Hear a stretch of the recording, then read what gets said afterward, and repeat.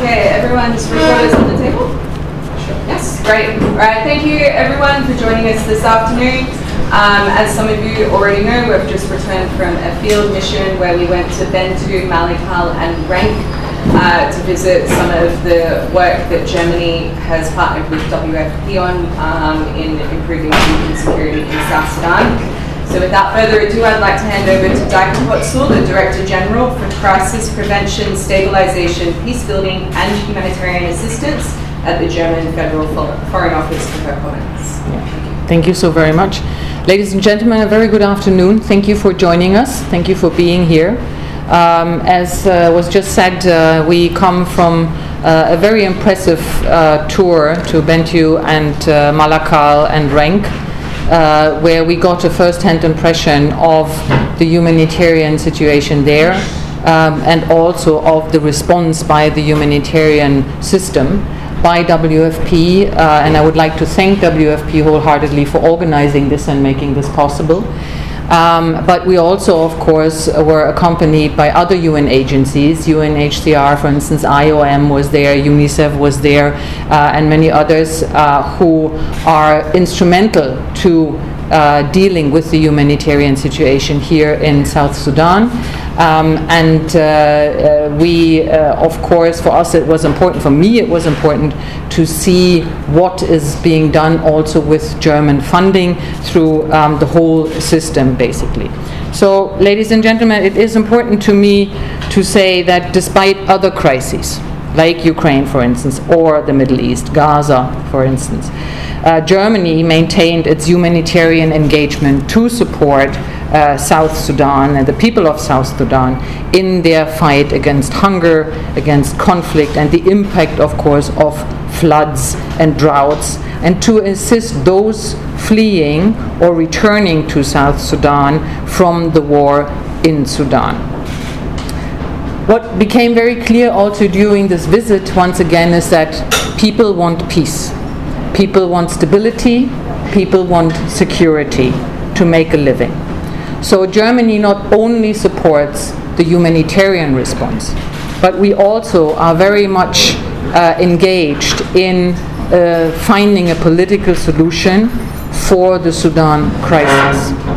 So Germany, for instance, co-sponsored the Sudan Pledging Conference in Paris, which took place last April, pledging 240 million euros for the humanitarian assistance for the Sudan crisis. And we have even over this year exceeded this pledge, spending 320 million euros in bilateral assistance for the Sudan crisis, and that means for Sudan and neighboring countries.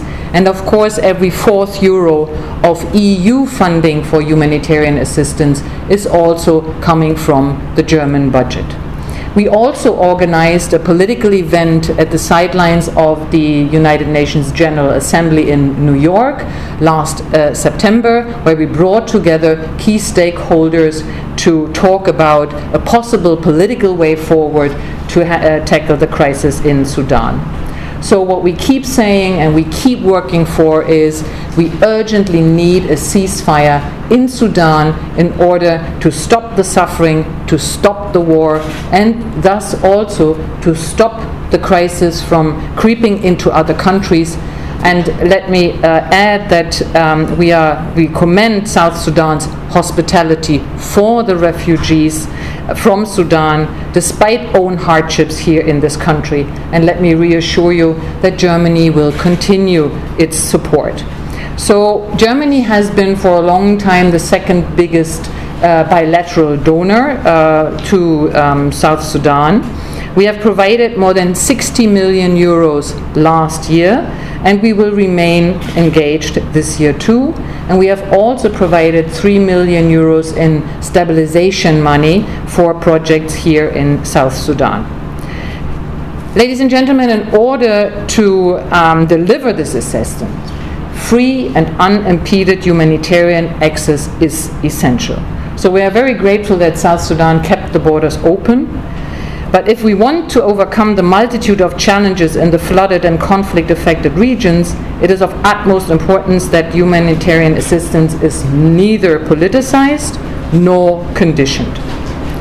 We commend South Sudan's role in mitigating the regional impact of the Sudan crisis despite its own hardships, including by hosting tens of thousands of refugees and returnees, and it was really striking to see the impacts on the ground of this crisis. While we stand ready to support the South Sudanese people, we also urge the South Sudanese government to take on more responsibility for the humanitarian emergency in this country and for the protection of people in need. Safety for humanitarian workers and unimpeded humanitarian access, as I said, to people in need, as well as the respect of applicable refugee law, are essential to us.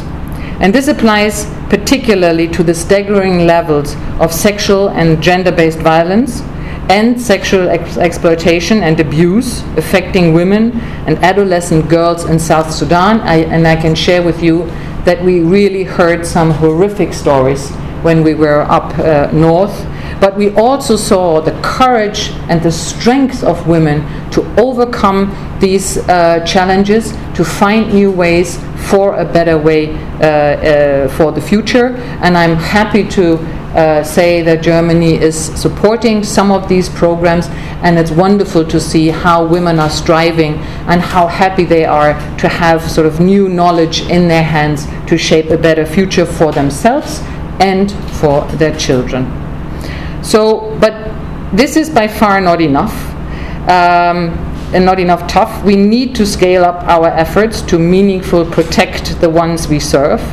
Accountability is absolutely essential in this regard, and it is important that we all join efforts together. The humanitarians, the development actors, and the peace actors need to join forces with this government, with local authorities, to understand what needs to be done to really make the leap forward so that people find a better future.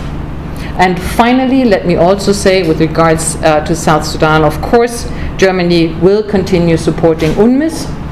We have seconded several staff, and we will continue along those ways. So thank you so much. And with this, I pass on to Rania of WFP. Thank you.